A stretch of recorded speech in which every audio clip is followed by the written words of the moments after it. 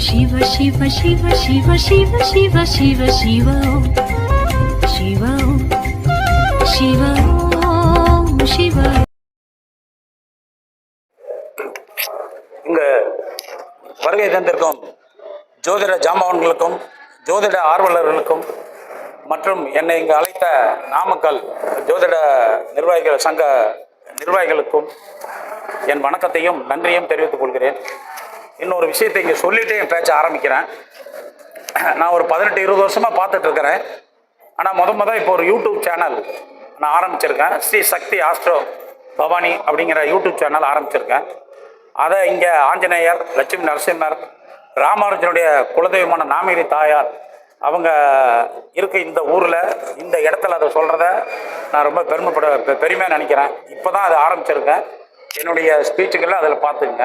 இப்போ நான் உங்ககிட்ட ஒரு 2 கேள்வி, அதாவது நம்மக்கிட்ட பஞ்சாங்கம் இல்லை, ஒரு இடத்துல போய் இது லக்னம் சரியானு தெரிஞ்சுக்கிறதுக்கு ஒரு எளிமையான கணக்கு. ஒரு ஆண் அவங்க பிறந்த நேரம், பிறந்த தேதி, அதை மட்டும், அதாவது பிறந்த நேரம், அவங்க பிறந்த தேதி, அதை மட்டும் சொன்னால் போதும். ஆண்டு கணக்கு எதுவும் தேவையில்லை. அதேமாதிரி ஒரு பெண், ஃபஸ்ட்டு ஒரு ஆணுக்கு கேட்குறேன், சொல்லுங்கள். அவங்க லக்கணத்தை எனக்கு சொல்ல வேண்டாம், வருடம் சொல்ல வேண்டாம். அவங்க பிறந்த தேதி, பிறந்த மாதம், பிறந்த நேரம், அதை மட்டும் தெரிஞ்சவங்க சொல்லுங்கள். அவங்களுடைய லக்கணத்தை நான் சொல்கிறேன். அதாவது இது ஆண்டுலாம் எதுவுமே தேவையில்லை, பஞ்சாங்கம் எதுவுமே தேவையில்லை. அதை எப்படி நீங்கள் தெரிஞ்சுக்கிறது அப்படிங்கிறத நான் சொல்கிறேன். யாரோ பெண்கள் சொல்லுங்க. வருஷம் வேண்டாமா? 19. அப்புறங்க மாதம்,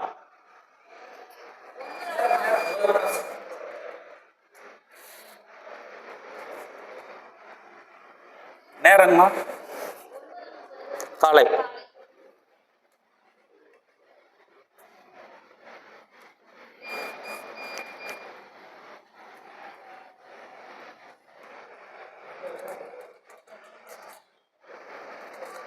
ஆமாம். உங்கள் லக்கணம் துலா லக்கணங்களா? சரியாக வருதுங்களா? இப்போ உங்கள் லக்கணத்தை இது யார் வேணால் சொல்லுங்கள், கரெக்டாக இருக்கும். இப்போ உங்கள் இதில் ஒன்று ஏதாவது ஒரு மேனுவல் கணக்கோ இல்லை அங்கே எழுதுனதுலேயே இது இருக்கலாம். இதை எப்படி சொல்கிறது அப்படிங்கிறதே உங்களுக்கு நான் சொல்லிடுறேன். சார்ட் வச்சுருக்கேங்க. இந்த கணக்கு எதுக்காக நம்ம அப்படின்னு கேட்டுக்கிட்டிங்கன்னா, நமக்கு ஒரு லக்கணம் ஒரு இடத்துல தெரியல, ஒரு சந்தேகம் வருது, அவங்க வருஷமே தேவையில்லை, அவங்க பிறந்த தேதி, பிறந்த மாதம், பிறந்த நேரம், இது இருந்தால் போதும் நாம் லக்கணத்தை கணிக்கிறதுக்கு, எழுதின மேனுவல் இதை எழுதுறதுக்கு கரெக்டாங்கிறதுக்கு. இது அந்த காலத்திலலாம் எழுதின கணக்குக்கு உள்ளதுக்கு மட்டும்தான். இது கம்ப்யூட்டரில் இப்போ சரியாக வந்துடும். இப்போ உங்களுக்கு தனுஷா அல்லது என்னுடைய கணக்குப்படி விருச்சிகம் வருது, இந்த கால்குலேஷன் படி தனுசில் நீங்கள் இப்போ என்ன மூலம் 1ஆம் பாதத்தில் இருக்குது, அதில் 1ஆம் பாதத்தில் தான். ஏன்னா இந்த இங்கே விருச்சிகம் 4ஆம் பாதம் வருது. இந்த நூலில் வித்தியாசம் வரலாம், ஆனால் இதை சரியாக பார்த்துக்கலாங்க. இப்போ நீங்கள் சொன்ன நேரம் கரெக்டுங்களா? 5:34. இது 17 × 60 போட்டால் 1020. அந்த 34 நிமிடத்தை அப்படியே என்ன எந்த 8-7னா அது கரெக்டுங்க சார். நைட்டு 12 இருந்து சாயங்காலம் 5 மணி வரைக்கும் 17. அப்படி கணக்கு போட்டு பார்த்துங்க. இந்த சார்ட்டு வேணா தரேன், வாங்கிக்கிங்க. என்னங்க? ஆமாம்மா. இல்லை இந்த கால்குலேஷன் மிக சரியாக வருது. ஏன்னா இதை ஒரு ஜோதிட மேதை கண்டுபிடிச்சி எழுதியிருக்காரு, ஒரு புத்தகத்தில் அவர் குறிப்பிட்டிருக்காரு. அதுக்காக சொல்கிறாங்க, லக்கணம் தெரியாது உங்களுக்கு. சரிங்க, இப்போ நம்ம திசையிலேருந்து ஆரம்பிப்போம். இப்போ ஐயா கூட சொன்னார், சனி 10ல் இருந்தால் இந்த மாதிரி இருக்கும், சனி திசை நடக்கிறப்ப இப்படி பாதிப்பு வரும்னு. பொதுவாகவே ஒருத்தருக்கு 3வது திசை நீச திசையாக வரும். இதை நம்ம எல்லாத்துக்கும் ஓரளவுக்கு ஜோதிடர்களுக்கு தெரியும். 3வது திசை நீச திசையாக வந்ததுன்னா அந்த திசை பாதிப்பையும் கண்டத்தையும் செய்யும். யார் ஒருத்தருக்கு 3வது திசை நீச்ச திசையாக வருதோ அந்த திசையில் அவங்க பாதிப்பாங்க. எந்த கிரகம் நீச்சமாக இருந்து திசை நடத்துதோ அது சம்மந்தப்பட்ட காரகத்துவம், அது சம்மந்தப்பட்ட விஷயங்கள் பாதிக்கும். அப்படிங்கிறத நீங்கள் நடைமுறையில் எடுத்து பார்த்துங்க. அந்த கிரகம் நீச்சமாக இருந்து திசை நடத்தணும். அப்போ அந்த காரகத்துவம், இப்போ புதன் நீச்சமாக இருக்க ஒருத்தருக்கு 3வது திசை வருது, படிக்கிற வயசில் வந்துருச்சு அப்படின்னா கல்வி அப்படிங்கிற விஷயம் பாதிக்கும். இந்த மாதிரி ஒரு விஷயத்தை எடுத்துக்கலாம். தொழிலை பாதிக்கும் 3வது திசை. 4வது திசை சனி திசையாக வந்தால், 4வது திசை சனி திசையாக வந்தால் அங்கே மாரகம், மரணத்துக்கு சமமான கண்டம், பாதிப்பு, அந்த மாதிரி விஷயங்களை செய்யும். 5வது திசை செவ்வாய் திசையாக வந்தாலும் அந்த செவ்வாய் பலம் குறைந்தாலும் பாதிப்பு இருக்கும். 6வது திசை ஒருத்தருக்கு ராகு திசையாக வந்து அது மாரக திசை உறுதியாக, அந்த 6 கூடிய திசை ராகு திசையாக நடக்கும் பட்சத்தில் ராகு எவ்வளோ பெரிய யோகமாக இருந்தாலும் அங்கே மாரகத்தை செய்யும் அப்படிங்கிறதும் ஒரு விதி. இப்போ ஏன் இந்த விதிகள் எடுத்துக்கிறோம், நம்ம திசாபுத்தி எடுத்து கால்குலேஷன் போடுறப்ப இது மாதிரி விஷயத்தை எடுத்து பாருங்கள். அப்படிங்கிறத சொல்கிறேன். இப்போ உதாரணத்துக்கு ஒருத்தர் கேது திசையில் பிறந்துட்டார். அவருக்கு கேது திசைக்கு அடுத்தது புதன் தசை. கேது திசை ஒரு 3 வருஷம் நடக்குதுன்னு வச்சுக்குவோம். புதன் 20. அப்போ 20லேருந்து 40 வயசு வரைக்கும் இல்லை அதான் சாரி கேதுக்கு அடுத்தது சுக்கிரன் 24 வயசுக்குள்ள நடக்குதுன்னு வச்சுக்கோங்க. அந்த 24 வயசுக்குள்ள அந்த நீச்சமாக சுக்கிரன் நீச்சமாக இருந்ததுன்னா அந்த ஜாதகனுக்கு என்னென்ன பாதிப்பு வரும்? 24 வயசுக்குள்ள அவனுக்கு என்ன பாதிப்பு வரப்போகுது? படிப்பில் பாதிப்பு வரலாம், அவங்க தந்தை சொத்தை இழக்கலாம், தொழில் இழக்கலாம். இந்த மாதிரி சுக்கிரன் நீச்சமாக இருக்கிறப்போ 3வது திசையாக வந்தால் தான் அந்த அமைப்பு. சூரியன் நீச்சமாக வந்தால் தான் அந்த பாதிப்பு. அப்போ கேது சுக்கிரன் சூரியன் நீச்சமாக இருக்கிறப்ப அந்த 25 வயசுலேருந்து 31 வயசுக்குள்ள தந்தைக்கு ஏதேனும் பாதிப்பு, தந்தையினுடைய தொழில் பாதிப்பு, இந்த மாதிரி பிரச்சனைகள் வரும். இப்போ 25 வருஷம் 31 வயசுக்குள்ள ஒருத்தன் மேல் படிப்பு படிக்கிறான் அப்படின்னு உங்ககிட்ட நம்மகிட்ட கேள்வி கேட்குறான். அரசாங்க ஸ்காலர்ஷிப் கிடைக்குமா? அரசாங்கத்தெல்லாம் நன்மை கிடைக்குமா? அரசாங்க உத்தியோகம் அமையுமானா? அந்த திசை நீச்ச திசையாக இருந்தால் அதெல்லாம் பாதிப்பு வரும் அப்படிங்கிறத நம்ம சொல்லலாம். சில பேர் பாருங்கள், படிக்கிறப்பே தந்தையை பாதிச்சிடும். அது இந்த இளம் வயதிலேயே நான் 17வது வயசில் எங்கள் அப்பாவை பாதிச்சிட்டாரு, நான் 10வது படித்தா எங்கள் அப்பா பாதிச்சிட்டாரு அப்படிங்கிறவங்களாம் அங்கே நீச்ச திசை நடக்கும். அதில் சூரியன் பாதிக்கப்பட்டிருக்கும். ஒரு பாவத்தை நம்ம எடுக்கிறப்பயே அந்த பாவத்தை சுற்றி பாவகர்த்தர் யோகமா சுபகர்த்தர் யோகம் இருக்கா அப்படிங்கிறத பார்த்துங்க. எந்த பாவம் கேள்வி கேட்டாலும் சரி, ஒருத்தர் அம்மா பற்றி கேட்குறாங்க, சந்திரனுக்கு முன்னும் பின்னும் என்ன கிரகங்கள் இருக்குது அப்படிங்கிறதே நம்ம பார்த்துக்கலாம். அதுக்கு அடுத்தது சந்திரன் எந்த நிலையில் இருக்கார், சந்திரன் எந்த கிரகம் சந்திரனுடைய பார்வையில் இருக்கு அப்படிங்கிறத. சந்திரன்கிறது மனம், உடல், தாயார், இந்த மாதிரி பல விஷயங்களுக்கு சந்திரன் காரகத்துவம். அப்போ லக்னமும் ராசியும் தான் முதல்ல ஒரு ஜாதகத்தை நம்ம எடுத்து படிப்பினையாக எடுத்து பார்த்துக்கணும். இப்போ லக்னம் பாபகர்த்தர் யோகத்தில் இருந்த மற்ற யோகங்கள் எத்தனை யோகம் இருந்தாலும் அந்த யோகத்தை அந்த ஜாதகன் அனுபவிக்க மாட்டான். லக்னம் பாபகர்த்தர் யோகத்தில் இருக்கு. ஒருத்தருக்கு உதாரணத்துக்கு நம்ம மேஷ லக்னமே எடுத்துக்குவோம். மேஷ லக்னத்துக்கு முன்னும் பின்னும் பாவகரங்கள், 2ல் ராகு இருக்கு, 12ல் சனி இருக்கு. இப்படி 2. அப்போ லக்னாதிபதியும் கெட்டுட்டார், லக்னாதிபதி 4ல் நீச்சம் அடைஞ்சிட்டார். இப்போ இந்த ஜாதகனுக்கு யோக பலன்கள் எப்படி சொல்ல முடியும்? ஒரு கிரகங்கள் நல்ல யோகமாக இருந்தால் கூட அதை அனுபவிக்கக்கூடிய பலன் அவனுக்கு இருக்கா? லக்னமும் கெட்டு போச்சு, லக்னாதிபதியும் கெட்டுட்டாரு, லக்னத்தை சுற்றி பாபகர்த்த யோகம். அப்படிங்கிறப்ப அவன் வாழ்க்கையில் எத்தனை ஜாதகத்தில் வலிமையான யோகங்கள் இருந்தாலும் அந்த யோகத்தை அந்த ஜாதகன் அனுபவிக்க மாட்டான். ஒன்று இப்போ செவ்வாய்ங்கிறது சகோதரன், செவ்வாய்ங்கிறது நிலம், இப்படிப்பட்ட விஷயங்களை ரத்தம், இந்த மாதிரி விஷயங்கள்ல செவ்வாய் பாதிக்கும் நீச்சமாக இருக்கிறப்போ. இப்போ இந்த லக்கணத்துக்கு பாபகர்த்தர் யோகம் சுபகர்த்தர் யோகங்கிறது இன்னொரு வகையில் எளிமையாக நம்ம ஒரு வீட்டில் குடியிருக்கோம். நம்ம வீட்டுக்கு அந்த பக்கம் ஒரு வீட்டில் இருக்கவங்களும் இந்த பக்கம் இருக்கவங்களும் நமக்கு பகை. நாம் ஒரு எல்லை கோட்டுக்கு வண்டியை வந்து இப்படி நிறுத்துறப்ப என் எல்லையில் வந்து என் வண்டி நிறுத்துற தள்ளி நிறுத்தும்பாங்க. அந்த பக்கம் நிறுத்தினாலும் அப்படி நம்ம வீட்டுக்கு உரம்புற வரப்போ ஒரு சேர் போட்டால் என்ன இங்கே போட்டுட்டு கூட்டம் கூட்டிகிட்டு இருக்கீங்கம்பாங்க. இது பகையாக இருக்கிறவங்க, அக்கம் பக்கம் பிரச்சனை உள்ளவங்க. இதே அக்கம் பக்கம் நட்பாக இருந்தால் வாங்க இப்படி கூட நிறுத்திங்க, இப்படி கூட சேர் போட்டு உட்காந்துங்க, இப்படி எளிமையாக ஞாபகத்தில் வச்சுங்க. சுபகர்த்தர் யோகங்கிறது இந்த மாதிரி ஒரு கஷ்டம்னா பக்கத்து வீட்டுக்காரன் ஓடி வந்து உதவி செய்வது. அப்போ இந்த சுபகர்த்தர் யோகம் இந்த மாதிரி பலன்களை தரும் அப்படிங்கிறது. பெண்கள் ஜாதகத்தில் லக்னம் 4, 7, 8, 12 இந்த பாவம் கெட்டுடுச்சுன்னா, நான் பல மேடைகளில் இதை சொல்லுவேன், இந்த பாவம் கெட்டுடுச்சு அப்படின்னா லக்னம் 4, 7, 8, 12 லக்னம்ங்கிறது ஜாதகனுடைய குணம், 4ஆம் இடங்கிறது அந்த ஜாதகனுடைய குணங்கள், கேரக்டர், படிப்பு, அந்த கர்ப்பப்பை சார்ந்த பிரச்சனைகள், இந்த மாதிரி விஷயத்தெல்லாம் 4ஆம் இடம், ஒழுக்கம், அவங்களுடைய குண இயல்புகள், இதெல்லாம் 4ஆம் இடம் நிர்ணயிக்கும். 7ஆம் இடங்கிறது வாழ்க்கை துணை. ஆண்களுக்கும் பெண்களுக்கும் ஜாதகம் பார்க்குறப்ப ஒரு வித்தியாசம். பெண்களுக்கு 8ஆம் வீடுங்கிறது மாங்கல்யஸ்தானம். அப்போ பெண்களுக்கு மாங்கல்யஸ்தானம், எல்லாத்துக்கும் ஆயுள் ஸ்தானங்கிறது 8ஆம் வீடு. ஆனால் பெண்களுக்கு மட்டும் ஏன் மாங்கல்ய பலன் வச்சுருக்காங்க? கிராமத்தெல்லாம் ஜோசியம் பார்க்குறவங்ககிட்ட ஒரு பொருத்தம் பார்க்குறப்ப அந்த பொண்ணுக்கு மாங்கல்ய பலம் இருக்கா பாருங்கம்மா, மாங்கல்ய பலம் இருக்கான்னு பார்ப்பாங்க. அப்போ தான் பையனுக்கு ஆயுள் பலம் இருக்கா இல்லைங்கிறத விட புதுசாக வர பெண்ணுக்கு மாங்கல்ய பலம் இருக்கா எடுத்து பாருங்க அப்படிம்பாங்க. அப்போ அந்த 8ஆம் வீடுங்கிறது பெண்கள் ஜாதத்தில் ரொம்ப விசேஷம். பெண்களுக்கு மட்டும் ஒவ்வொரு பாவத்துக்கு 2 பலன் இருக்குது. இப்போ இது 8ஆம் பாவம், 12ஆம் பாவம். இந்த பாவத்துக்கு முதல்ல சொல்லிடுங்க. லக்னத்தில் பாவகரகம் இருந்தால் அந்த ஜாதகி, இப்போ லக்னத்தில் செவ்வாய் சூரியன் இருக்குன்னா உஷ்ண தேகம் உள்ள பெண், அதாவது உடம்பு சூட்டு உடம்பா இருக்கும், முன்கோபம் உள்ள பெண் அப்படிங்கிறத எடுத்துக்கணும். லக்னத்தில் இருக்க கிரகம் நேரம் எங்கே பார்க்கும்? 7ஆம் வீட்டை பார்க்கும். செவ்வாயும் சூரியனும் சேர்ந்து. பெண் ஜாதகத்தில் செவ்வாய் சூரியன் சேர்ந்துட்டு சுபர் பார்வை இல்லைன்னா அந்த பெண்கள் திருமண வாழ்க்கையில் நிச்சயமாக பாதிக்கப்படுவார்கள். சுபர் பார்த்தா கணவனை இழக்க மாட்டாங்க, பிரிவினை வருது. பிரிவினைனா அவங்கள ஒரு மியூச்சுவலில் பிரிஞ்சுக்கிறது அல்லது கோர்ட்டுக்கு போகிறது, இந்த மாதிரி விஷயங்கள். இது செவ்வாய் சூரியன் லக்னத்தில் இருக்கும் பொழுது அவர்களுக்கு உடம்பு ஹீட் உடம்பு. அந்த செவ்வாயும் நெருப்பு கிரகம், சூரியனும் வெப்ப கிரகம். அது லக்னத்தோட சம்மந்தப்படுறப்ப இந்த ஹீட்டு, முன்கோபம், பிரச்சனை இது மாதிரிங்களை தரும். இதே 4ஆம் வீட்டில் இதே செவ்வாய் சூரியன் சேர்ந்தா பெண்களுக்கு 4ஆம் வீடு அப்படிங்கிறது கல்வி. 4ஆம் வீட்டிலேருந்து 10ஆம் வீட்டை பார்வை செய்யும் இந்த கிரகங்கள். அப்போ அரசு தொடர்பான பணிகள், உத்தியோகத்தில் மேன்மை, இந்த மாதிரி விஷயங்கள் கிடைக்கும். ஆனால் 4ஆம் வீடுங்கிறது பெண்களுக்கு கர்ப்பப்பையை குறிக்கும், வயிறு சம்பந்தப்பட்ட இடத்த குறிக்கும். அது தாயாருக்கோ அல்லது ஜாதகிக்கோ அவங்களுக்கு இந்த மாதிரி பிரச்சனைகளை தரும். பெரும்பாலும் இந்த மாதவிடாய் ஒழுக்கமாக வராதவர்களுக்கு, கர்ப்பப்பையில் பிரச்சனை உள்ளவர்களுக்கு, நீர்க்கட்டி உள்ளவர்களுக்கு இந்த அமைப்பு கண்டிப்பாக இருக்கும். இதற்கு ஒரு ரெமெடி, பரிகாரம் இந்த லக்னம். அது கடைசியாக சொல்கிறாங்க. அடுத்தது 7ஆம் பாவம். இந்த 7ஆம் பாவங்கிறது வாழ்க்கை துணையை நிர்ணயிக்கூடியது. லக்னத்தில் இருந்து பாவகரங்கள் 7ஆம் வீட்டை பார்ப்பதும், 7ஆம் வீட்டில் இருந்து பாவகரங்கள் லக்னத்தை பார்ப்பதும் ஒரு அமைப்பு தான். ஆனால் வித்தியாசம் எங்கே வருது அப்படின்னா, ஒரு இடத்துல இருக்கிற கிரகத்துக்கு இருக்கிற பவர், கிரகங்களுக்கு பார்வை பலன்பாங்க. குரு இருக்கிற இடம் கெடும்பாங்க, சனி இருக்கிற இடம் நல்லா இருக்கும், பார்க்குற இடம் கெட்டு போகும்பாங்க. ஆனால் இங்கே எப்படி எடுத்துக்கலாம் அப்படின்னா, இந்த பாவகிரகங்கள் இருக்கும் இடத்தையும் பார்க்கும் இடத்துக்கும் சிறப்பாக அப்படின்னா, இருக்கிற இடத்துக்குன்னு ஒரு சிறப்பு இருக்குது. அந்த பாதகத்தை கெடுக்கும். ஒரு இந்த இடத்துல குப்பை இருக்குது, அந்த குப்பையில் ஒரு சிறு துளி நெருப்பு இருந்துருச்சுங்க. அப்போ அந்த நெருப்பு பிடிக்கிறப்ப என்ன பண்ண, அந்த இருக்கிற இடம் தீ அதிகமாக பிடிச்சாதான் அந்த எதிர்த்தாப்பெல்லாம் பிடிக்கும். அந்த மாதிரி தான் இந்த பாவகிரகங்கள். செவ்வாய் சூரியன் சேர்க்கை 7ஆம் பாவத்தில் இருந்தால், 7ஆம் பாவங்கிறது கூட்டு தொழில் ஆண்களுக்கு. பெண்களை பொறுத்தளவுக்கு 7ஆம் பாவம் திருமண விஷயம் அப்படிங்கிறது. அப்போ அந்த பெண் லக்னத்தில் 7ல் இருக்க சூரியன் செவ்வாய் எந்தெந்த இடத்த பார்க்கும்? 4ஆம் பார்வையாக 10ஆம் வீட்டை பார்க்கும், லக்னத்தை பார்க்கும். 8ஆம் பார்வையாக 2ஆம் வீட்டை பார்க்கும். 2ஆம் இடங்கிறது பேச்சு, குடும்பம், வருமானம், இந்த இடத்தெல்லாம்.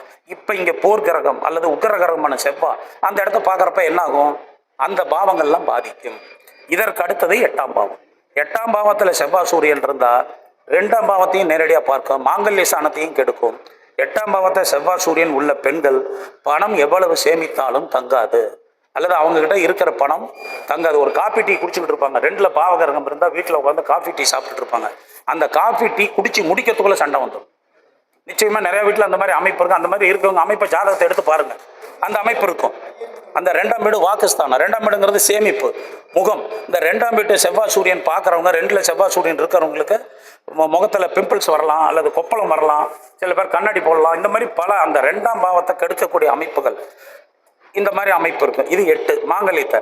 அந்த இதுக்கு அடுத்தது என்ன சொன்னாங்க? 12ஆம் பாவம். இந்த 12ஆம் பாவங்கிறத நம்ம பொதுவாக மோட்சம் அப்படிங்கிறத நம்ம எடுத்துக்கிறோம், சுகம்னு எடுத்துக்கிறோம். அயன சுகம். தாம்பத்திய வாழ்க்கையை 12ஆம் வீட்டை கொண்டு நிச்சயமாக ஆண்களுக்கு 3ஆம் வீடு எடுத்துக்கலாம், 12ஆம் வீடு எடுத்துக்கலாம். ஆனால் பெண்களுக்கு 12ஆம் வீடு அயன சுகம். அதை வச்சு லக்னத்தை வச்சு தாம்பத்திய வாழ்க்கையில் கணவன் மணி ஒற்றுமை எப்படி இருக்கும், இவங்க கல்யாண வாழ்க்கை சிறப்பாக இருப்பாங்களான்னு நிச்சயமாக சொல்ல முடியும். நிச்சயமாக சொல்ல முடியும், உறுதியாக எடுத்துடலாம். 12இல் செவ்வாய், ராகு, சனி இந்த மாதிரி கிரகங்கள் தொடர்பு இருந்து சுபர் பார்வை இல்லைன்னா கணவனுக்கும் மனைவிக்கும் தாம்பத்திய வாழ்க்கையில் நிச்சயம் குறைபாடு உண்டு. பெரும்பாலும் டிவோர்ஸ் ஆகிறவங்க அல்லது பிரியறவங்களுக்கு காரணம் இதுவாகத்தான் இருக்கும். நாம் 12ல் ஆண் ஜாதத்தை என்ன எடுத்துக்கிறோம்? இவனுக்கு தூக்கத்தில் வளருவான், தூக்கத்தில் இது பண்ணுவான், மோட்சம் இல்லை, இந்த மாதிரி இப்படி எடுத்துக்கிறோம். மோட்சஸ்தானத்தில் பாவகரங்கள் இருக்குது, ஆன்மா மோட்சம் அடையலை, இப்படிலாம் எடுத்துக்கலாம். அது அசுப விரயம் செய்வோம் அப்படின்னு. இது ஆண்கள் ஜாதகம். இப்போ இந்த பெண்கள் ஜாதகத்துக்கும் ஆண்கள் ஜாதகத்துக்கும் குழந்தை பாவத்தை ஆண்களுக்கு நம்ம 5ஆம் பாவத்தை எடுக்கிறோம், ஆனால் பெண்களுக்கு 9ஆம் பாவத்தை எடுக்கலாம். பெண்களுக்கு அந்த பாக்கியம் அப்படிங்கிறது. அப்போ அந்த குழந்தை ஸ்தானத்துக்கு பெண்களுக்கு 9ஆம் வீட்டையும் பார்க்கலாம். ஆண்களுக்கு 5ஆம் வீடு, பெண்களுக்கு 4, 9. ஆயுள் ஸ்தானத்தை எடுத்துக்கிறவங்க பெண்களுக்கு 8ஆம் வீடு, மாங்கல்ய பலத்தை எடுக்கிறது 8ஆம் வீடு. அப்போ இந்த பெண்களுக்கு மட்டும் 2 வீடுகளை நம்ம சரி செய்து பார்க்கணும். அப்போ தான் அந்த பலன்கள் மிக சரியாக வரும். இப்போ நம்ம எல்லாம் நிறைய பேர் சொல்கிறாங்க, ஜோதிடர்கள் திருமண தேதி என்னால் சொல்ல முடியும், அல்லது இந்த கால்குலேஷனில் இந்த நேரத்தில் திருமணம் நடக்குங்கிறத. ஒரு ஜோதிடத்தில் ஐயா ஒன்று சொன்னார் இல்லைங்களா, சனி இந்த கிரகம் 10ல் இருந்தால் இப்படி இருக்குன்னா, இது சூழ்நிலையை பொறுத்து எடுத்துங்க, இது எல்லாத்துக்கும் பொருத்தம் வராது அப்படிங்கிறத அவர் சொன்னார். சன்னியாசி யோகம் அப்படிங்கிறார். 10ல் சன்னியாசி யோகம் தான். ஆனால் 10ல் இருக்கவங்க நிறையா பதவியில் இருக்காங்க. 10ஆம் வீட்டை சனி பார்த்தாலும், சனி 10ஆம் வீட்டோட தொடர்பு எல்லாம் ஊர் சேர்மன் ஆகிறவங்க, பஞ்சாயத்து தலைவராக இருக்கிறவங்க, ஒரு கட்சி தலைவராக இருக்கிறவங்க, இந்த மாதிரி தலைமை பதவியும் சனி கொடுக்குது. அப்போ அந்த ஜாதகத்தினுடைய யோகமாக இந்த கிரகம் வந்துடுச்சுன்னா அது நற்பலன்களை கொடுக்கும். ஆனால் செவ்வாய் சூரியன் எவ்வளவு யோக கிரகமாக இருந்தாலும் பெண்களுக்கு, இப்போ ஒரு கடகலக்கணத்துக்கு எடுத்துக்கிறோன்னா செவ்வாய் சூரியன் யோகம்தான். ஆனால் அங்கே செவ்வாய் சூரியன் சேர்ந்தால் விட்டுறாது, அந்த மாங்கல்யத்தை கெடுத்தே தீரும், மன வாழ்க்கையில் பிரச்சனையை தந்தே தீரும். இது உறுதியான விஷயம். இது எல்லாருமே நம்ம எடுத்து பார்த்துக்குவோம். அப்போ இந்த திசைகளை எதுக்கு கணக்கு வச்சுருக்காங்க? திசா புத்தி 3வது திசை நீச்ச திசையாக வந்தால் ஏன், அப்படிங்கிறது. பெரும்பாலும் ஒருத்தருக்கு 3வது தசை நீச தசையை எப்போ வரும்னா, அவன் படித்து வேலையிலிருந்து கல்யாணம் ஆகிற காலகட்டம், உழைத்து செட்டில் ஆகிற காலகட்டத்தில் தான் இந்த 3வது நீச தசை வரும். அப்போ இந்த 3வது தசை நீச தசையாக வர்றப்ப அவனுடைய வாழ்க்கை முன்னேற்றத்தையும் பொருளாதாரத்தையும் நாம் கணிச்சிடலாம். அதற்காக இந்த திசை அமைப்பை நீங்கள் பயன்படுத்தலாம். அதுக்கப்புறம் நட்சத்திரத்தை இது அதெல்லாம் நீங்கள் அடுத்தது இந்த வாழ்க்கையில் இப்போ முன்னுக்கு வருவானா, இந்த திசை வரைக்கும் நீ போராட்டமாக இருப்ப. சரி, அதுக்கு அடுத்து அவனுக்கு என்ன தசை நடக்குது? யோக தசை வருதா? அவன் லக்கணத்துக்கு அடுத்து யோக தசை வருதா? இந்த நீச தசை உன் லக்கணப்படி கெட்டது தான், பலன்கள் கெடு பலன்கள் அதிகமாக இருக்கும் அப்படிங்கிறது எடுத்துக்கலாம். இப்போ ஒருத்தருக்கு 6ஆம் பாவதி இது நீச்சமாக இருந்துட்டார். ஒரு கிரகம் நீச்சம் அடைஞ்சிட்டு நம்ம என்ன சொல்கிறோம்? பொதுவாக அந்த வலிமை குறைஞ்சிடும். அப்போ அந்த தாக்கம் கம்மியாக இருக்குன்னு தான் நம்ம சொல்கிறோம். இப்போ 6ஆம் இடம் நீச்சம் அடைவது நல்லதா கெட்டதா? ஒரு 2 பேர் பதில் சொல்லுங்க பார்க்கலாம். 6ஆம் அதிபதி யாரா இருக்கட்டும், 6ஆம் அதிபதி நீசம் அடைவது நன்மையா தீமையா? ஒரு விதத்துல நன்மை, நன்மை. ஆனா ஒரு விதத்துல தீமை. இது எப்படி அப்படின்னு கேட்டுக்கிட்டீங்கன்னா, 6ஆம் அதிபதி கடன், நோய், வழக்கு அப்படிங்கிறது. அப்ப கடன் குறைவா இருக்கும், அல்ல கடன் வாங்க மாட்டாங்க. நோய் தாக்கம் இருக்கு, ஆனா வழக்குல போனா அவங்க தோத்துருவாங்க. ஏன்னா ஒரு ஜாதகத்தில் இப்போ ஒரு எலெக்ஷனில் நிற்கிறாங்க, அல்லது வம்பு வழக்குக்கு போகிறாங்க, கோர்ட்டு கேஸில் போகிறாங்க. அவங்க ஜாதகத்தை பார்க்குறப்ப எதிரி 2 பேர் ஜாதத்தையும் பாருங்கள். யார் நம்ம மேலே வழக்கு போட்டாங்களோ அவங்க ஜாதகம் நம்மகிட்ட இருந்ததுன்னா அதை கொடுத்து பார்த்தா நம்ம விஷயத்தில் நம்ம லக்னாதிபதி வலுத்து இருக்கணும், 6ஆம் இடத்ததி வலு குறைந்து இருக்கணும். அங்கே குறைஞ்சு அவன் தோத்துருவான். இது விதி. அப்போ அந்த 6ஆம் பாவாதிபதி நீச்சமடைந்தால் அந்த இடத்துல அந்த மாதிரி ஒரு பலன். 6ஆம் பாவாதிபதி நீச்சமடைந்தால் வம்பு வழக்கு இதிலே அவர்கள் தோல்வி அடைகிறார்கள். காரணம் என்ன? 6ஆம் பாவம் கடனை நீக்கத்தை காலி பண்ணுது இல்லைங்களா, நோயை காலி பண்ணுது இல்லைங்கிற மாதிரி அந்த தாக்கத்தை கொடுக்கறது இல்லை. அப்போ 6ஆம் பாவம் எதிரி அப்படிங்கிறப்ப அது கெட்டு போயிடுது. இவன் எதிரி ஜெயிக்க முடியாது. இந்த 6ஆம் பாவம் நீச்சமடைந்த கிரகங்கள்ல இப்படி ஒரு அமைப்பு உண்டு. அப்ப எந்த ஒரு பாவம் கிரகம் தன்மைகள்ல ஒன்று நன்மையாகவும் ஒன்று தீமையாகவும் முடியும். செவ்வாய் இதுக்கு வச்சுக்குவான். செவ்வாய் நீச்சம் அடைகிறாருங்க. செவ்வாய் நீச்சம் அடைஞ்ச செவ்வாய் ரத்த சம்பந்தப்பட்டது, வீரத்தை குறிக்கிறது, தைரியத்தை குறிக்கிறது, சகோதரக்காரனை குறிக்கிறது, நிலத்தை குறிக்கிறது, கட்டடங்கள் கட்டும் தன்மை, காளிமனை இதெல்லாம் குறிக்கிறது. இப்போ இந்த பாவம் நீச்சம் அடைஞ்சிருச்சுன்னா இந்த காரகத்தெல்லாம் கெடுத்தானே தீரும். அப்போ இந்த காரகத்தெல்லாம் கெடுக்கும் இல்லைங்களா? இப்போ ஒருத்தருக்கு 6ல் செவ்வாய் நீச்சமாக இருக்காரு, 6ஆம் பாவாதிபதி செவ்வாய். மிதுன லக்கணத்துக்கு செவ்வாய் 6ஆம் பாவாதிபதி, அவரு நீச்சமாக இருக்காரு. கன்னியா லக்கணத்துக்கு 3 8 கூடிய செவ்வாய் நீச்சமடைகிறார். இந்த நீச்சத்தை நீங்கள் நன்மைன்னு எடுத்துக்கிறதா தீமைன்னு எடுத்துக்கிறதா? அப்போ சூரிய திசையில் ஒருத்தன் பிறந்து கன்னியா லக்கணமாக இருந்து அவனுக்கு செவ்வாய் தசை வர்றப்ப அந்த குடும்பத்தில் ஒரு மாரகம் நடக்குன்னு சொல்லலாமா? ஒரு விபத்து நடக்குன்னு சொல்லலாங்களா? ஒரு ஆப்ரேஷன் வரும்னு சொல்லலாமா? இதை நாம தைரியமாக சொல்லலாம் இல்லையா? அப்போ இந்த 3வது திசை நீச திசையாக வரும் பொழுது எந்த கிரகம் அப்போ ஜாதகனுடைய காலகட்டம் என்ன, அவன் உறவு நிலை எப்படி அப்படிங்கிறத பார்த்து நம்ம எடுத்துக்கணும். 3வது திசை நீச்ச திசைன்னா அந்த பாதிப்பு ஜாதகனுக்கு வருமா அல்லது ஜாதகன் குடும்பத்துக்கு வருமா அப்படிங்கிறத நம்ம எடுத்துக்கணும். இப்போ இளம் வயசுல ஒரு 24 வயசுல இருந்து ஒரு 31 வயசுக்குள்ள ஒருத்தனுக்கு நீச்ச திசை வருது, சரியா இருக்கும், ஒரு நீச்ச திசை வருது. அப்போ நாம இப்படி பலன் சொல்லிக்கணும். சூரியன் நீச்சமாக இருந்தால் அப்படி, சந்திரன் நீச்சமாக இருந்தால் இந்த மாதிரி அப்படிங்கிறது. இப்போ சந்திரன் நீச்சமாக ஒருத்தனுக்கு திசை வர்றப்ப சந்திரனோட புதன் மாந்தி சனி இந்த கிரகங்கள் சேர்க்கை பெற்று இருந்தால் அங்கே மனநலம் பாதிக்கும். அங்கே அது பாதிச்சிருக்கணும், அந்த கிரகம் கெட்டிருக்கணும். ஏன்னா புதன் வித்தைக்கும் இதுக்கும் அதிபதி, சந்திரன் மனோகாரகன். இந்த ஆட்டிசம் உள்ள குழந்தைகளுக்கு பல பேர்த்துக்கு சந்திரன் புதன் மாந்தி இருக்கும், அது லக்கணத்திலே இருக்கும். சனி பார்வை பெறுவது அந்த மாதிரிங்க. இந்த பக்கவாதம் வர்றவங்களுக்கு சனி புதன் மாந்தி இருக்கும், சனி புதன் மாந்தி. ஏன்னா இதெல்லாம் நம்ம கிராமத்தில் சொல்லுவாங்க, பணிவிடை மரணங்கள் உங்கள் குடும்பத்தில் நடந்திருக்கும்பாங்க. பணிவிடைனா என்னென்னா ஒருத்தருக்கு படுத்த படிக்க இருக்கிறது, அவங்களுக்கு அவங்க பிள்ளைங்க யாராவது பணிவிடை செய்கிறது. என் மாமனாருக்கு நான் தாங்க செஞ்சேன், எங்கள் அப்பாவுக்கு நான் தாங்க செஞ்சேன்னு இப்படி சொல்கிறவங்க ஜாத்தெல்லாம் பார்த்தீங்கன்னா சனி புதன் மாந்தி சந்திரன் இந்த 4 கிரகங்களும் கெட்டுன்னா நீசமாகவோ அல்லது 6 8 12 மறைந்தோ மாந்தியோட தொடர்பு இருந்தால் இந்த மாதிரி மரணங்கள் அந்த குடும்பத்தில் நிகழும் அப்படிங்கிறதுங்க. இப்போ சனி தசை மாரக தசை 4வது திசை அப்படின்னு சொல்கிறாங்க. செவ்வாய், இது செவ்வாய் நட்சத்திரத்தில் பிறந்தவங்களுக்கு தான் சனி தசை 4வது திசையாக வரும். மிருகசீர்ஷம் அப்படிங்கிற நட்சத்திரம், அதுக்கு அடுத்தது அவிட்டம் சித்திரை, இந்த 3 செவ்வாயினுடைய நட்சத்திரங்களை பிறந்தவங்களுக்கு நிச்சயமாக 4வது திசை மாரக திசை. அப்போ ஒரு திசை அந்த இடத்துல சனி உச்சம் பெற்றுட்டாரு, உச்சம் பெற்று 4வது திசையாக அது நடக்குது. செவ்வாய்க்கு அடுத்தது என்ன வருங்க? ராகு, ராகுக்கு அடுத்தது குரு. இப்போ செவ்வாய் திசை அவருக்கு 3 வருஷம் இருப்பு இருக்கு.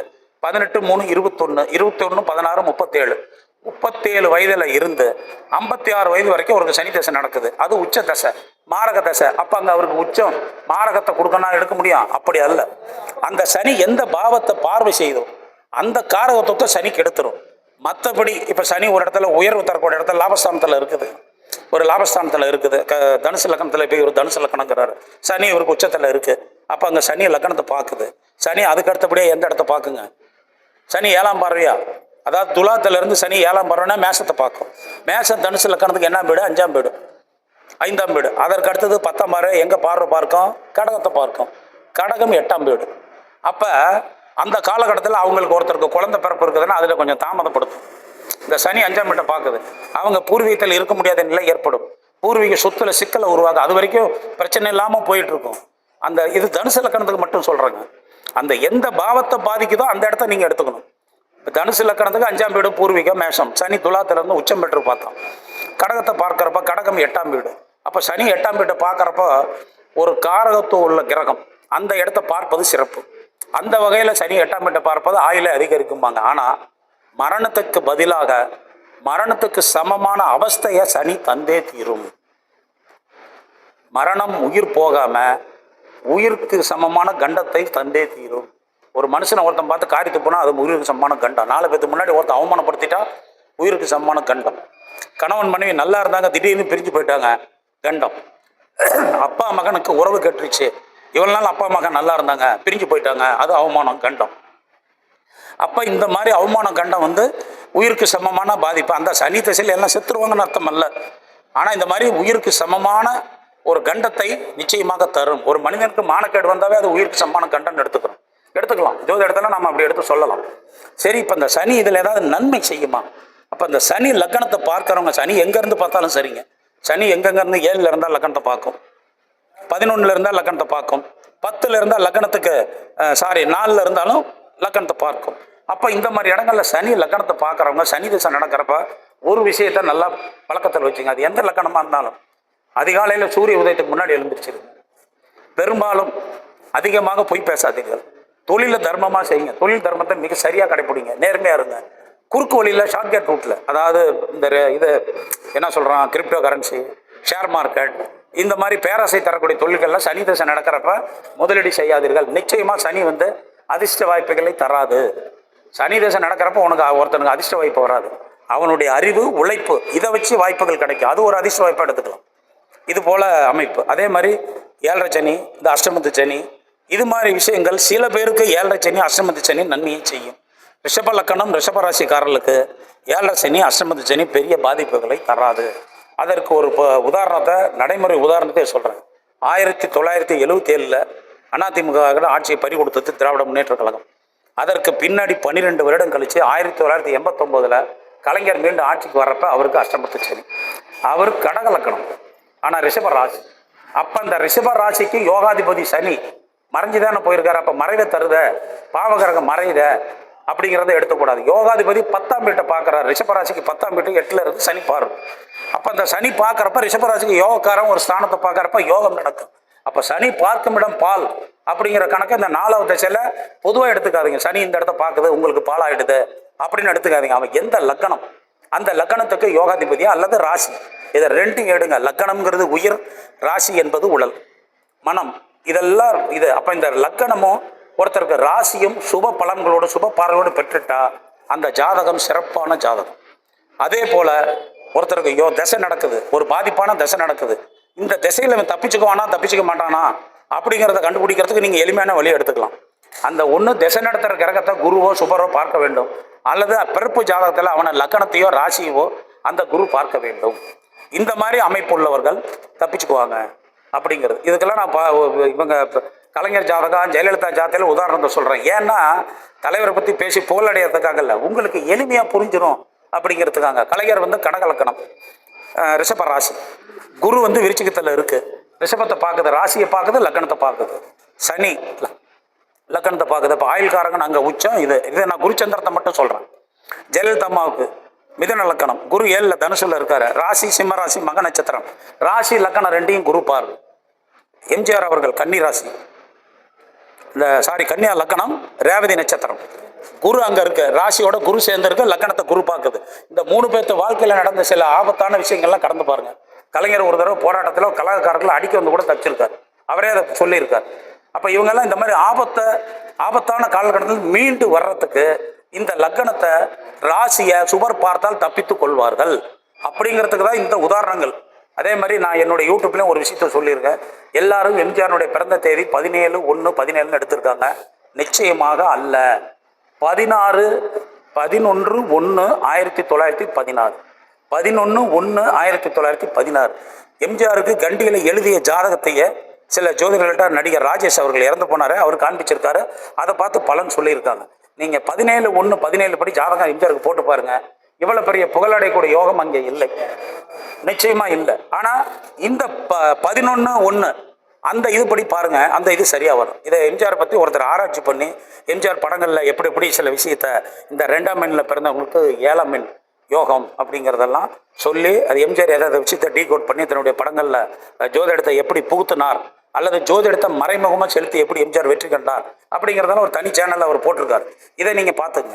ஆனால் நாம் ஒரு சரியான ஜாதகத்தை எடுத்து பலன் சொல்கிறதே கிட்டத்தட்ட 30% பலன் தோல்வி அடையுது. 30% பலன் தோல்வி அடையுது. 70% பலன் தான் ஒரு தனி மனித ஜாதகத்தை வச்சு நாம் பலன் சொல்ல முடியும். நீங்கள் கடந்த முக்காலம் உணர்ந்த ஜோதிடத்தில் உணர்ந்த ஞானிகளாக இருந்தாலும் எல்லா ஜோதிடத்தை நான் கரைத்து கொடுத்திருக்கிறேன், எனக்கு ஜோதிடத்தில் தெரியாத விஷயம் அல்ல அப்படின்னு சொல்லக்கூடிய மேதாவிகளாக இருந்தாலும் சரிங்க, ஒருத்தர் ஜாதகத்தில் 70% மேலே சரியான பலன்களை சொல்லவே முடியாது. இதை நீங்கள் எழுதி வச்சுக்கோங்க, நிச்சயமாக சொல்ல முடியாது. 30% எங்கே தப்பாகுன்னா அவங்களுடைய அப்பா அம்மா ஜாதகம், உடன்பிறப்பு ஜாதகம், அந்த குடும்பத்தில் நடக்கூடிய தசாபுத்தி விஷயங்கள், இதெல்லாம் அந்த பலன்களை கொஞ்சம் பாதிக்கக்கூடிய வாய்ப்பு இருக்குது அப்படிங்கிறத நாம் எடுத்துக்கொள்ளக்கூடிய விஷயம். இப்போ இதை உதாரணம் மூலியமாக சொல்ல, 4 பேர் காரில் போகிறோம். ஒருத்தர் கார் ஓட்டிகிட்டு இருக்கார், நல்லா இருக்கார். அதுக்கப்புறம் எனக்கு டயர்டாக இருக்கு, இன்னொருத்தர்கிட்ட அந்த பொறுப்பை கொடுக்குறோம். அப்போ அந்த கார் ஓட்டுற பொறுப்பை மட்டும் அவர்கிட்ட கொடுக்கறதில்ல, அந்த காரில் இருக்க அத்தனை பேர்த்து உயிருக்கு உடம்புக்கும் அவர் தான் பாதுகாப்பு.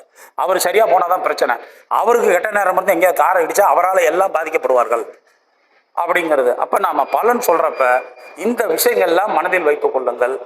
சனியோட பொதுவான குணங்களை பொதுவாக எடுத்து பார்க்காதீங்க, குருவோட பொதுவான குணங்கள் பொதுவான விஷயங்களை எடுத்துக்காதீங்க. இந்த மாதிரி ஒவ்வொரு கிரகத்துக்கும் உண்டான பொது குணங்கள் அல்லது பொது பலன்கள், குரு சிம்மத்தில் இருந்தால் கோயில் கட்டுவாங்க, குரு சூரியன் சேர்ந்தால் சிவராஜ யோகம் அப்படிங்கிறத மட்டும் எடுத்துக்காதீங்க. அந்த யோகம் சித்திக்கிறதுக்கு அவன் பாக்கியம் செஞ்சிருக்கணும். ஒரு மனிதன் பாக்கியம் செஞ்சானா இல்லைன்னு அவர் சொன்னார்ல, 6, 8, 12 கிரகம் இருந்தால் அவன் போன ஜென்மத்தில் ஏதோ அந்த பாவத்தை வாங்கிட்டு வந்துருக்கான். கேந்திரத்திலையும் திரிகோணத்திலையும் நின்னா அது நன்மை நடக்கணும். இந்த மாதிரிலாம் லக்னாதிபதி, ராசி அதிபதிகள் இந்த மாதிரி கேந்திரம் திரிகோணத்தில் தொடர்பு கொண்டிருக்காங்களா அப்படிங்கிறதெல்லாம் பாருங்க. அப்படிங்கிறத நம்ம எடுத்து பார்த்துக்கோ. நான் என்னுடைய யூடியூப் சேனலில் முதல் முறையாக இந்த தடவை அந்த அரசியல் இதை பற்றி, அதாவது ஒரு கட்சி ஆரம்பித்த நேரம், அதுக்கு பின்னாடி அந்த கட்சி தலைவர்கள் அந்த கட்சியோடு சம்மந்தப்பட்டு எப்படி அந்த கட்சியில் வழி நடத்தி இடத்துக்கு வந்திருக்காங்கங்கிறதையும் சம்மந்தப்படுத்தி எல்லாத்தையும் சொல்லி தனி யூடியூப் சேனலில் நான் போட்டிருக்கேன். திமுக கட்சி எப்போ தோன்றினது, அதிமுக கட்சி எப்போ வழங்கினது, அந்த கட்சிக்கு இப்போ என்ன திசாபுத்தி நடக்குது, அந்த கட்சிக்கு என்ன லக்கணம் இது அப்படிங்கிறத இதை ஒரு இது மூலியமாக தான் எடுத்து போட்டிருக்கேன். இது ஒரு துல்லியமான கணக்குகளாக இருக்காது, இருந்தாலும் அடிப்படையை வச்சு சொல்லியிருக்கேன். அது வேறு, அதை என்னுடைய யூடியூப் சேனலில் பார்த்துக்குங்க. இப்போ இந்த லக்கணம்ங்கிற விஷயத்த போட்டு பார்த்தேன், இது எதற்காக பயன்படுத்தி, இப்போ தான் எல்லாம் கம்ப்யூட்டர் வச்சுருக்கோம், லேப்டாப் வச்சுருக்கோம், இது தேவையா அப்படின்னு நினச்சிக்காதீங்க. அது சரியா தவறா அப்படிங்கிறத கணிச்சிக்கிறதுக்கு நமக்கு ஒரு கணிப்பு வேணும். ஏன்னா இன்னைக்கு ஜோதிடர்கிட்ட வர்றவங்க நம்ம பெரும்பாலும் என்ன பண்ணுறோம், அவங்க கொடுக்குற ஜாதகம் எழுதணுதோ அல்லது அது கம்ப்யூட்டரோ அதை அப்படியே கால்குலேஷன் பண்ணிக்கிறோம், தசாபதி போட்டுக்கிறோம், அதில் தசாபதி இருப்பு போட்டுறாங்க, நம்ம எடுத்துக்கிறோம். இது சரியாக கணிக்கப்பட்டதா இல்லையானு பார்க்குறதே நிறைய பேர் இல்லை கம்ப்யூட்டரில் போட்டுறாங்க. இந்த வாக்கிய கணிதத்தில் கணிச்சிருப்பாங்க, அது சில ஜோதிடத்தில் எழுதியிருக்க மாட்டாங்க. திருக்கணிதம் வாக்கியத்தில் பெரும்பாலும் தென் மாவட்டங்க, இந்த கும்பகோணம் சைடு, இந்த சைடு மெட்ராஸ்லாம் வாக்கியத்தில் கணிச்சிருப்பாங்க. அங்கே ஒரு சிலர் திருக்கணிதத்தில் கணிக்கிறவங்களும் உண்டு. அப்போ அடிப்படையில் அந்த ஜாதகம் திருக்கணிதத்தில் கணிக்கப்பட்டதா, விவரமான ஜோதிடர்கள் எழுதியிருந்தால் திருக்கணிதம் வாக்கியம் அப்படின்னு எழுதியிருப்பாங்க. கம்ப்யூட்டரில் இன்றைக்கி வந்துடுது, கம்ப்யூட்டரில் நிராயணம், திருக்கணிதம், சாராயண முறை அப்படின்னு போட்டு கம்ப்யூட்டரில் வாக்கியம் அப்படின்னு போடுறாங்க. அப்போ ஒரு வாக்கியத்தில் கணித்த ஜாதகத்தை நம்ம வாக்கியத்தில் தான் பலன் எடுத்து சொல்லணும். வாக்கியத்தில் ஜெயித்த ஆண் ஜாதகத்தை திருக்கணிதத்தில் கணித்த பெண் ஜாதகத்தோட பொருத்தம் பார்க்குறப்ப பிழைகள் வந்தே தீரும். அப்போ ஒன்று பெண் ஜாதகத்தை வாக்கியத்தில் திருக்கணித்தில் மாற்றணும், இல்லை ஆண் ஜாதகத்தை வாக்கியத்தில் மாற்றணும். அதில் போட்டு நம்ம பாகை சுத்தமாக போட்டு பார்க்குறப்ப நமக்கு அந்த பொருத்தத்தில் மிக சரியாக வரும். இப்போ நாம் இந்த ஜோதத்தை பார்த்து இந்த திருமண தேதி இந்த தேதியில் நடக்கணும்னு சொல்கிறாங்க அப்படின்னா நம்ம எல்லாம் சொல்லிக்கலாம். ஆனால் அது நடைமுறை சாத்தியப்படவே படாது. நீங்கள் எல்லாம் குறித்து கொடுத்துருப்பீங்க, 4 தேதி குறித்து கொடுப்பீங்க, இந்த தேதி உங்கள் ஜாதகப்படி நல்லா இருக்குது, உங்கள் லக்கணப்படி இந்த திருமண முகூர்த்த லக்கணம் நல்லா இருக்குது அப்படின்னு குறித்து கொடுப்பீங்க. அவங்க எடுத்துகிட்டு எங்கே போவாங்க? மண்டபத்துக்கு போவாங்க. அந்த தேதியில் மண்டபம் இல்லை அப்படிங்கிறப்போ அப்போ நம்ம குடிக்கிற தேதி இல்லாமல் அதை நிர்ணயிக்கிறது யாருங்க? மண்டபம் இல்லைங்களா? இப்போ நடைமுறை நிலைமை இது இருக்கா இல்லையா? நம்ம இந்த உண்மை யதார்த்தத்தை நம்ம ஜோதிடர்கள் ஒத்துக்கிட்டு தான் ஆகணும். இது மாதிரி அனுபவத்தை சந்திக்காத ஜோதிடர் யாராவது இருக்காங்களா? பின்னாடி இருக்க ஐயாவை கேட்டு பாருங்க, தாரபலனை பற்றி சொல்கிறாருல்ல, சந்திச்சிருப்போம். அப்போ நாம் தேதியை ஒருத்தன் ஜாதகத்தில் இந்த தேதியில் தான் திருமணம் நடக்கும், இந்த நாளில் தான் குழந்தை பிறக்குங்கிறதெல்லாம் துல்லியமாக சொல்ல முடியாது. அவனுக்கு பிராப்தம்னு ஒன்று இருக்கணும். நம்ம கிட்ட கேட்டால் இவனுக்கு குழந்தை பாக்கியம் இருக்கா? உனக்கு குழந்தை பாக்கியம் இருக்கு போப்பா, இந்த காரணம் இப்படி இருக்கு, உனக்கு குழந்தை பாக்கியம் கண்டிப்பாக உண்டு அப்படின்னு அடித்து சொல்லிடலாம். அதோட நிறுத்திக்கலாம். நான் ஜோதிடத்தில் அந்த காலத்தில் காலகட்டங்கள் சரியாக இருந்தது, இந்த தசாபுத்தி நடந்தால் இப்படி பலன் நடக்குங்கிறது. ஆனால் இன்னைக்கு அது மாறுபடுது. இன்னைக்கு மாறுபடுது. இப்போ ஒருத்தனுக்கு 5 வயசில் ஒரு நடக்கிற பிரச்சனை அவனுக்கு 25 வயசில் நடக்குது. ஆனால் நடக்குது வாழ்க்கையில். அவ்வளவுதான் நீங்கள் கணக்கு எடுத்துக்கணும். இந்த பலனை நீ வாழ்நாளில் உன் விதி முடிகிறதுக்குள்ள சந்திப்பாயின்னே சொல்லுது. அவனுக்கு அந்த அமைப்பு நல்லதோ கெட்டதோ. ஒருத்தனுக்கு 35 வயசில் வீடு கட்டினா யோகம், சின்ன வயசுல வீடு கட்டிட்டான். 60 வயசில் வீடு கட்டினாலும் வீடு கட்டுறான், அவன் கட்டுறான். அப்படி எடுத்துங்க, அந்த யோகம் எப்பயாவது கிடைச்சிடுது. அப்படிதான். இப்போ நான் நாமக்கல் இங்கே பேச வரேன், நான் வரப்போ ஐயாவுக்கு ஃபோன் போட்டேன், 3 தடவை சுவிட்ச் ஆஃப் இருந்தது. ஏன்டா ஐயா நம்மளை வர சொல்லிட்டு சுவிட்ச் ஆஃபில் வச்சிருக்காரு, மண்டபம் இதுதானே மாறி போச்சா என்ன தெரியலன்னு இங்கே வந்து பார்த்தா ஐயா மீட்டிங்கில் பேசிகிட்டு இருக்காரு, ஃபோனை இங்கே வச்சுட்டாரு. அப்போ நம்ம இந்த ஒரு மீட்டிங்கே கூட ஒரு இடத்துக்கு வரணுன்னு இருந்தால் தான் நம்ம நல்லபடியாக வந்து சேர முடியும். ஒரு பேச்சை பேசணும் அல்லது ஒரு விஷயத்தை அனுபவிக்கணும் அப்படிங்கிறது இருந்தால் கூட அந்த யோகம் இருக்கணும். இந்த தினப்பலன் ஜோதிடத்தில் எழுதுவாங்க, இதெல்லாம் எப்படி கணிக்கிறதுன்னு ஐயாவை சொல்லும்படி நான் கேட்டுக்கிறேன். தாராபுரம் சுந்தரராஜன் ஐயா தாராபலன் சுற்றி சந்திரன் இந்த இடத்துல இருந்தால் இப்படி, இந்த இடத்துல எப்படின்னு, இதெல்லாம் 100க்கு 40% தான். ராசி பலனும் அப்படியே தான். ஆனால் பெரும்பாலும் ஜோதிடர்கிட்ட எல்லாம் ராசி பலன் கேட்குறாங்க. அவங்க ராசி பலன் தினப்பலனோ ராசி பலனோ டிவியை பார்க்காதவங்க இல்லை பேப்பரை எடுத்தோன்னா இன்றைக்கி ராசிக்கு என்ன போட்டிருக்கு பாருங்கிறவங்க இருக்காங்க. மக்களுக்கு இது பழக்கமாகி போச்சுங்க. அப்போ இந்த பழக்கம் ஆனப்போ நாம் அவங்ககிட்ட இருந்து இதெல்லாம் ராசி பலன் தப்பு, கோச்சா இது ராசி பலன்லாம் சரியாக வராதுங்க, 30% தான் வரும், 40% சரிண்ணா, அந்த அளவுக்கு ஜோசியனுக்கு ராசி பலன் சொல்ல தரல, இவன் ஜோசியனா அப்படின்னு முத்தர குத்துருவாங்க. ஏன்னா மக்கள்கிட்ட சில விஷயம் பழகி போச்சு. அப்போ அவங்க பாணியில் போய் தான் நாம் அந்த விஷயத்துக்கு நாம் வரணும் அப்படிங்கிறது. எழுதின ஜாதகத்தில் பார்த்தீங்கன்னா எல்லா விஷயத்தையும் எழுதியிருப்பாங்க. கதிர் உதயாதி நாளிகை, கதிர்னா சூரியன், சில பேர் கதிர் உதயாதி நாளிகைன்னு எழுதுவாங்க, சூரியன் உதயாதி நாளிகை அப்படிம்பாங்க, நட்சத்திர உபரி நாளிகை அப்படின்லாம் எழுதுவாங்க. இன்றைக்கி நாம் அதெல்லாம் யாரும் அந்த கண்ணோட்டத்தில் எடுத்துக்கிறதே இல்லை. உதயாதி நாளிகை கர்ப்பச்சல் இருப்பு நீக்கின்னு போட்டிருப்பாங்க. அந்த மாதிரி கண்ணோட்டத்தில் நம்ம போகிறதில்லை. ஏன்னா நமக்கு அடிப்படை விஷயங்கள் நான் ஜோதிடர்களில் குறை சொல்லலை. இன்றைக்கி காலகட்டத்தில் அவங்க இந்த சப்ஜெக்டை எடுத்துக்கிறாங்க. இன்றைக்கி காலகட்டத்தில் அவங்க இந்த சப்ஜெக்டை பெருசாக நம்ம எடுத்துக்கிறோம். கம்ப்யூட்டரில் போட்டுக்கிறோம். எல்லா ஜோசியரும் மேக்ஸிமம் ஒரு பொருளாதார சூழ்நிலையில் உள்ளவங்க, இல்லை கம்ப்யூட்டர் ஆப்ரேட் பண்ண தெரிஞ்சவங்க, மொபைல்லே வச்சுருக்காங்க, அல்லது இது பண்ணி சிஸ்டத்திலே வச்சுக்கிறாங்க, இந்த லேப்டாப்லேயே வச்சுக்கிறாங்க. பதில் சொல்கிறப்ப கேள்வி பதில் இப்படி இப்படிங்கிறாங்க. ஒரு ஜோதிடத்தை கணிக்கிறதுக்கு குறைஞ்சபட்சம் ஒரு தனி மனித ஜாதத்தை கணிக்கிறதுக்கு துல்லியமாக அவங்களுக்கு கணிக்கணும்னா குறைந்தபட்சம் ஒரு 20 நிமிஷம் காலதாமதம் ஆகும். எடுத்தோடனே பார்த்த உடனே பலன் சொல்லிடலாம் அப்படிங்கிறதுக்கு எளிமை வழிகள் சில தான். துல்லியமாக, அதாவது 70% சார்பாக சொல்கிறதுக்கு பல கணித முறைகள் இருக்குது. லக்னம் ராசி எடுத்துக்கிறது, அந்த கிரகங்கள் தொடர்புள்ள இடம், அவன் பூர்வீகம் அப்படிங்கிறது, இந்த மாதிரி விஷயங்கள்லாம் நிறையா இருக்குது. ஏற்கனவே ஒரு மேடையில் பேசியிருக்கேன், அது விவரம் இங்கே கொண்டு வந்திருக்கேன். இதையும் நோட் பண்ணிக்கங்க. இதை போட்டுட்டு சிஸ்டத்தில் போட்டு பாருங்கள். அமெரிக்கா நாசா விஞ்ஞானி கழகத்தில் மனிதனுடைய டிஎன்ஏ மூலக்கூறு, ஒரு மனிதனுடைய டிஎன்ஏவில் இருக்க மூலக்கூறுகள் 18,14,100 அப்படிங்கிறது சொல்லியிருக்காங்க. இதை சிஸ்டத்தில் நீங்கள் போட்டு பாருங்கள். அந்த விளக்கம் நம்ம ஜோதிடத்தில் எப்படி சம்மந்தப்படுதுங்கிற குறிப்பை எடுத்துகிட்டு வந்துருங்க. அதை சொல்கிறேன். அதை தேவைப்பட்டால் சொல்லுங்கள், நான் அந்த விவரத்தை உங்களுக்கு வாட்ஸ்அப்பில் அனுப்பிச்சி வைக்கிறேன். இதே மாதிரி இந்த லக்னம் கணிக்கிற முறையும் இதை பிஎஸ்பி ஐயா அவர்கள் தன்னுடைய புத்தகத்தில் ஜோதிடம் பார்ப்பது எப்படின்னு அப்படியே கிளாஸ் எடுக்கிற மாதிரி ஒரு புத்தகம் எழுதியிருக்காரு. அதில் அவர் போட்டது தான். அதை தான் நான் எடுத்துருந்தேன். அவர் அந்த புத்தகத்தை நான் வாங்கி படித்திருக்கேன். அந்த புத்தகம் இப்போ வெளியிடுறதில்ல, ஆனால் மிக அருமையாக சொல்லியிருப்பார். பாடம் கிளாஸ் நடத்துகிற மாதிரி வகுப்பில் அவர் அந்த புஸ்தகம் படிக்கிறதே மாணவர்களும் ஆசிரியர்களும் உரையாடல் பேசுகிற மாதிரி தான் பேசியிருப்பார்.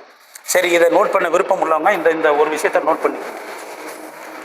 இதெல்லாம் ஜோதிடம் எந்த அளவுக்கு விஞ்ஞானத்தோட சம்பந்தப்படுதுங்கிறதுக்கு நீங்கள் ஆணித்தரமாக எடுத்து சொல்கிறது. கிரகங்கள் 9,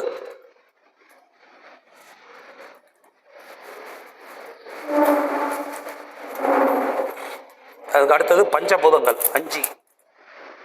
இதே ஆர்டரில் தான் பெருக்கணும், அப்போ தான் அந்த விடை சரியாக வரும். 3வது ராசிகள் 12,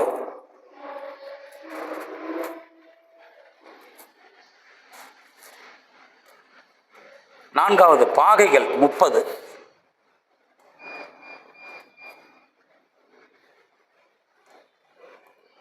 5வது நட்சத்திரங்கள் 28. இந்த 28ங்கிறது அபிஜித நட்சத்திரத்தையும் சேர்த்துருக்கும். இது ஜோதிட நூலில் உள்ளது தான், இது நானாக சேர்த்தது கிடையாது. இதில் ஜோதிட நூல்களில் உள்ள கால்குலேஷன் தான். அடுத்தது பாதம் 4. இந்த 6 கால்குலேஷனை அப்படியே வரிசையாக 9 × 5 அதை பெருக்கி × 12 × 30 × 28 × 4ன்னு போட்டிங்கன்னா அது வரக்கூடிய விடை 18,14,400. இதுதான் ஒரு மனிதனுடைய டிஎன்ஏவில் உள்ள மூலக்கூறு. இதை நாம் கண்டுபிடிக்கல, விஞ்ஞானிகள் கண்டுபிடிச்சு. அப்போ